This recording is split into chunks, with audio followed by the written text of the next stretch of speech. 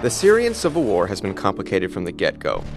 We know who's on the regime side: President Bashar al-Assad and the army, who have support from Russia, Iran, and the Lebanese militant group Hezbollah. But who is Assad fighting exactly? That's a much more difficult question.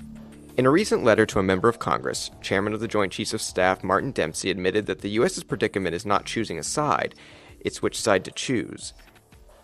According to the Combating Terrorism Center at West Point, there are an estimated 1,200 rebel groups operating in Syria. These range from loosely knit coalitions of rebel units like the Syrian Islamic Liberation Front to local militias formed by people trying to protect their villages. The two main groups are called the Free Syrian Army and Jabhat al-Nusra. Let's talk about the Free Syrian Army first. The FSA is more of an overarching term for a large confederation of fighting groups. Estimates of its size vary wildly, from 10,000 fighters to 300,000. The closest thing the FSA has to a leadership command is called the Supreme Military Council, which was formed in December 2012 to try and organize the opposition movement and serve as a pipeline for weapons and supplies. On paper, the SMC is led by Brigadier General Salim Idris. Yes, the regime is killing the future of our country. We do not accept this. We will never accept this. If you're part of an independent militia, you can align your forces with the Free Syrian Army. But most rebel groups swear loyalty to their own commanders, not to the higher-end leaders like General Idris.